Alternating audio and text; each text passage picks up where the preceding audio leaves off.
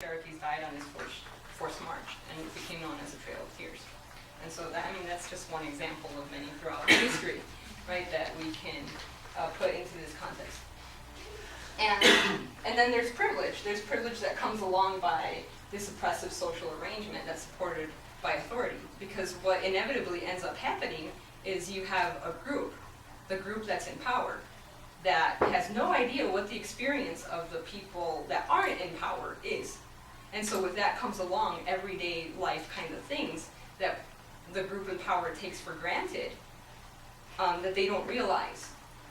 One of the greatest examples of privilege is, I should have probably stuck that in the package, but it's by Peggy McIntosh. It's unpacking the knapsack of white privilege, something like that.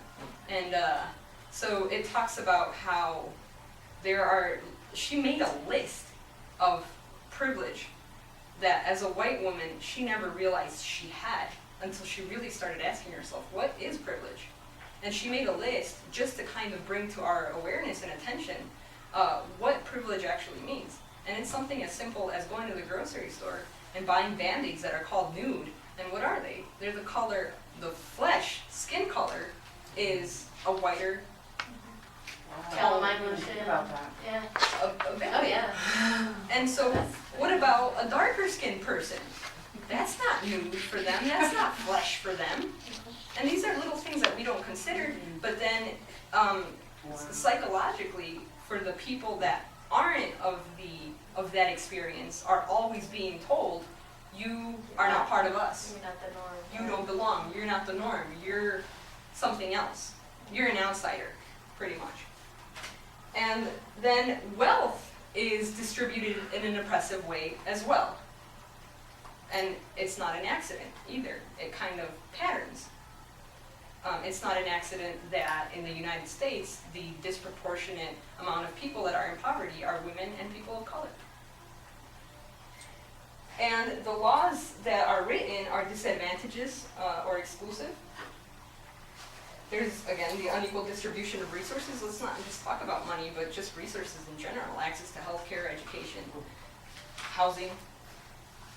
And public education participates in ingraining and repeating and perpetuating these oppressive social arrangements. That's how society is arranged. I don't know if anyone's aware, but when the suburbanization of the United States happened, in practice, and a lot of times even written, blacks were excluded from being able to buy into the suburbs. And so now we look at the cities and we're all confused. Why is this so segregated? Well, that wasn't an accident. People that were coming back from being in wars that were of color were not allowed to buy housing in certain areas, even though that's what the funding was set up for. It was to help veterans that were coming back.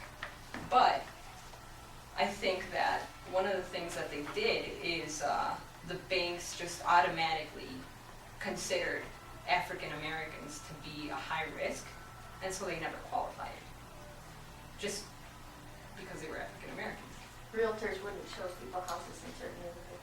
That's Yeah. our group. Right, absolutely, yep, it's that kind of thing. And then there's this sense of entitlement, right? How many times do you hear people say, that Mexican took my job? Well, who told you it was yours? Why is it your job? We feel like we're entitled to having certain things. And so I put,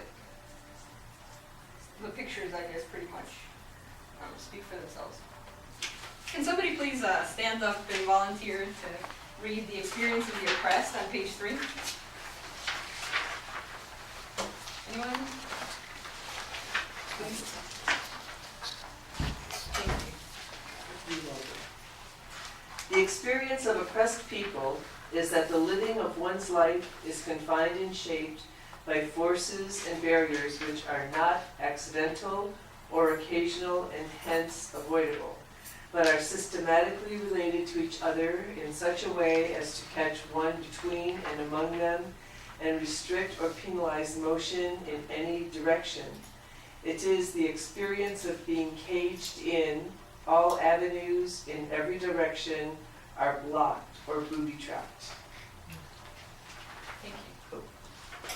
And so many times we look at people, for example, that are homeless and say, oh, well, you don't work hard enough. There's so many jobs out there. You don't have to be this way if you don't want to.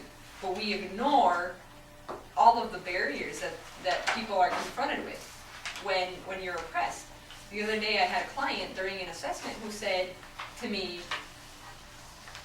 I've just given up because every time that I want to take a step forward, like enroll into school, something like this happens and I have to go to all these classes, and I just ended up dropping out of school because I got a DWI and I had to pay a bunch of fines. And granted, we talked about the responsibility and decision-making process, right? But at the same time, let's look at the systemic barriers that keep people from wanting to move forward. What happens when you get out of jail? Can you get a job, to take yourself out of that situation? No. And so people end up going back into the system and going back doing the same criminal activities that they were doing before because they're oppressed. Right? We take those opportunities away from them.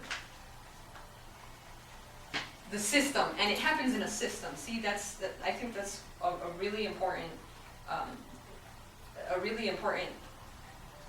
distinction to make. It's not that necessarily racism exists in the context that if you're a different color than the Caucasian population, white people come up to you and say, oh, we're discriminating against you, or you're less because of this color. No, it's several just institutionalized and systemic things that we can't see, things that are intangible. They're not words that come out at you. It's just the way that the structure is established that keeps us from moving forward. And so that's what it means when we say terms like institutionalized oppression, institutionalized racism. And we all participate in the system, and that keeps it going. Nobody questions it, we just kind of follow along, because that's what the United States is built on. An oppressive system that happened when? Way back since the country was established. That's how our laws were written, that's how they were carried out, that's how they were executed. And so some radical scholars believe that the only solution to this is to completely overthrow the system, is to completely start a revolution and start over from scratch. Because no matter how many laws you try to change, the system is still the same. We're just putting band-aids over the problem.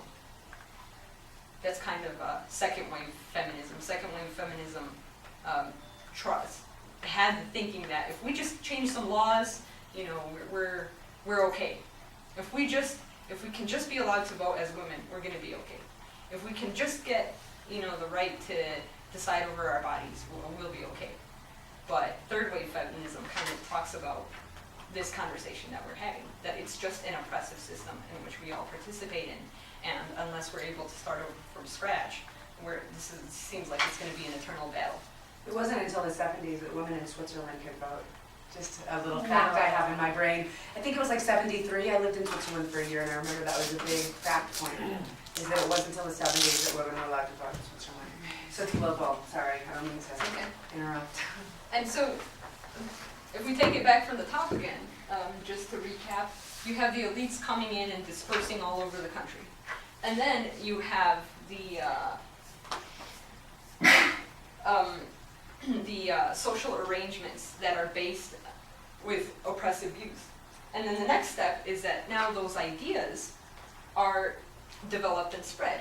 And so, you have a leader that's backing up this type of ideology.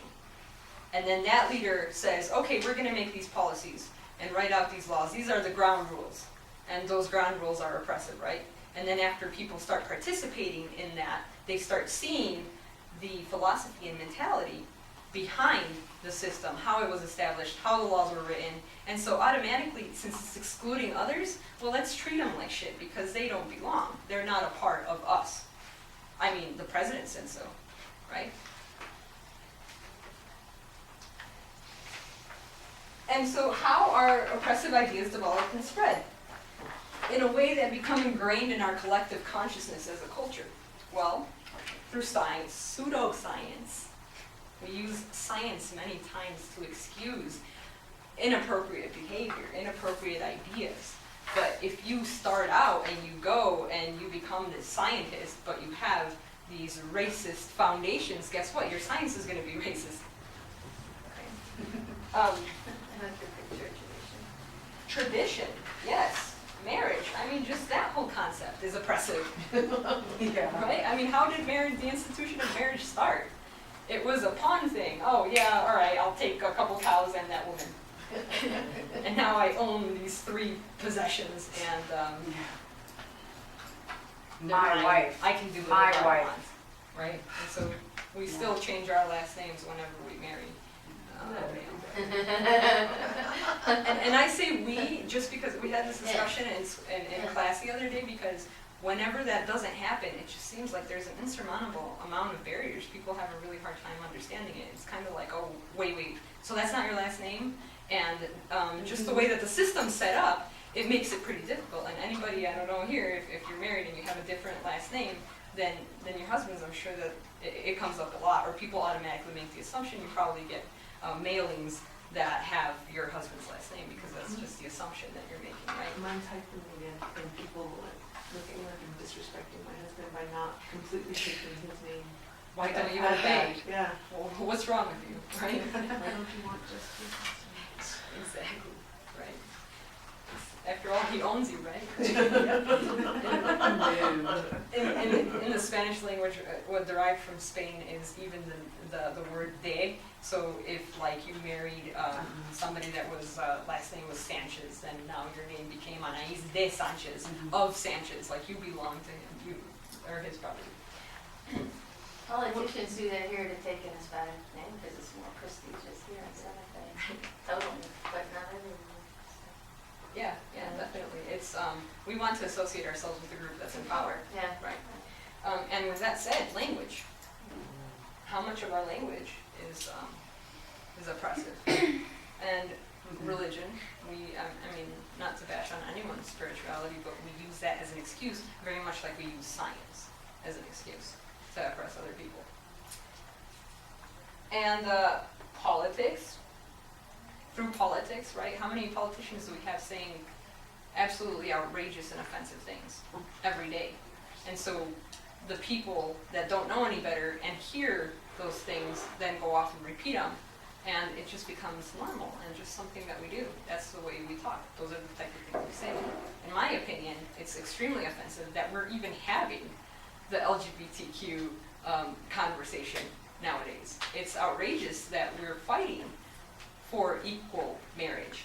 Why are we even having that conversation? It's as if we were having the conversation in the general country of whether or not we should be letting black people do certain things. It's the same kind of thing. It's extremely offensive to me. I just think that, why are we even talking about that? We don't, yeah, definitely. I mean, I don't want to live in a country where we're having the conversation whether or not a woman can ask